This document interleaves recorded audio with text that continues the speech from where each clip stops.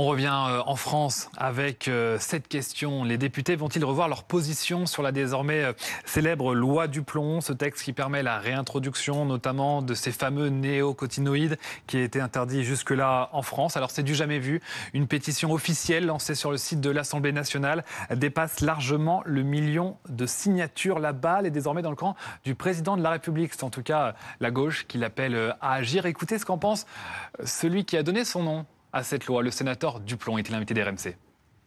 Cette opposition, elle a instrumentalisé le débat en diabolisant les éléments. Je ne suis pas sûr que si elle n'avait pas été instrumentalisée par l'extrême gauche et par les écologistes, les Français se seraient saisis de cette pétition de façon spontanée et auraient autant signé. Disons que quand on diabolise les choses et quand on fait peur à tout le monde, par définition, on ne peut qu'avoir ce résultat. La réalité, c'est qu'aujourd'hui, ce que nous demandons dans cette loi, c'est de remettre la France au même niveau que l'Europe. Et que la réalité de tout cela, c'est une concurrence déloyale pour les producteurs et qui fait qu'on importe de plus en plus de produits.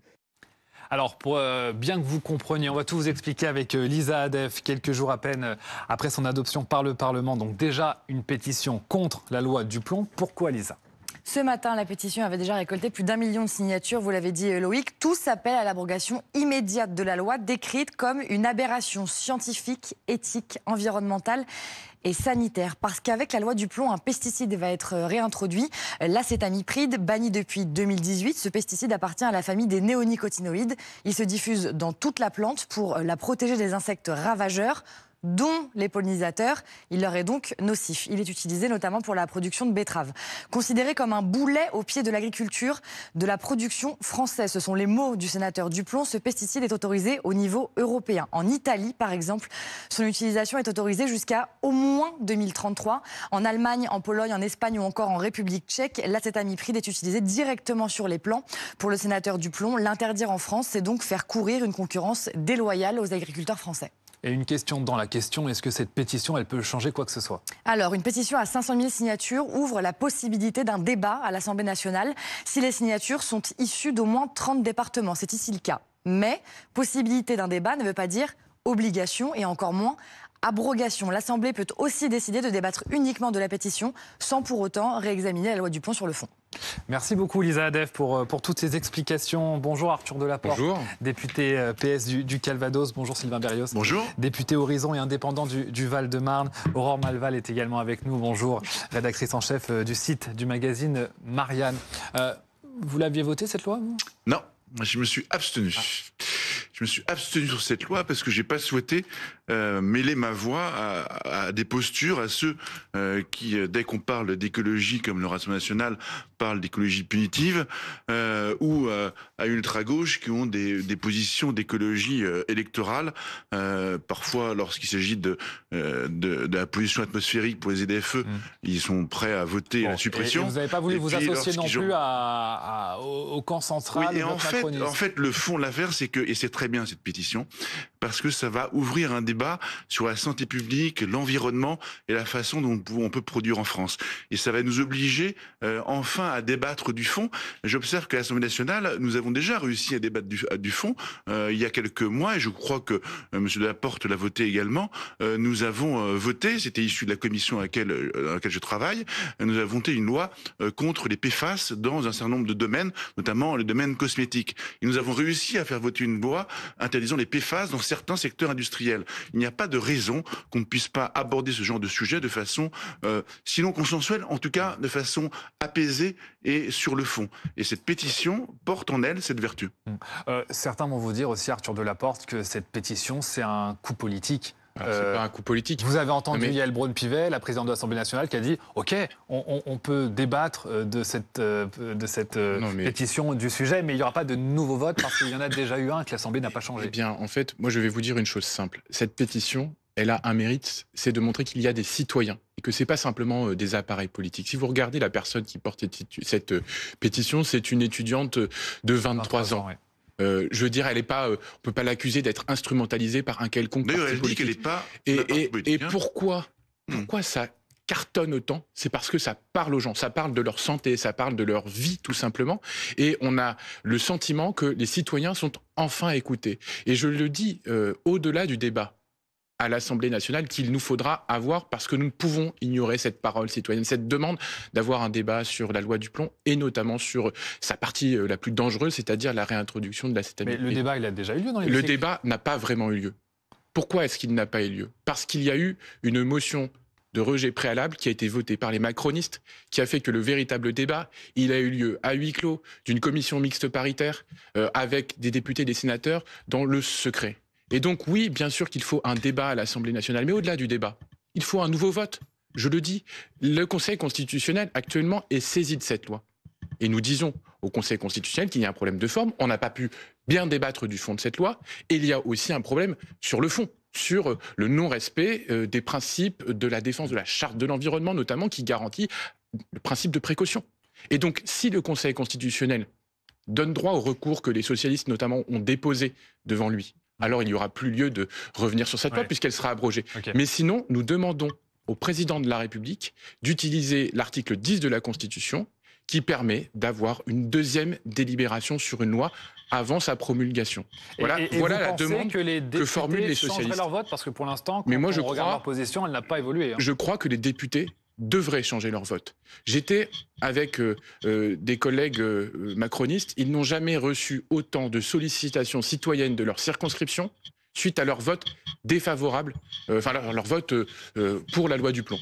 Et donc, aujourd'hui, oui, les députés se rendent compte qu'il n'y a pas simplement un lobby agro-industriel, une minorité d'agriculteurs qui a réussi à faire passer une disposition contraire à la santé publique dans la loi. Il y a d'abord des millions de Françaises et de Français qui ne demandent qu'une chose aux législateurs, de protéger leur santé. Vous en appelez aussi au président de la République. Vous dites que c'est à lui maintenant j'en appelle de simplement prendre ses responsabilités. un débat sur la santé publique et le travail que nous avons à faire sur notre environnement.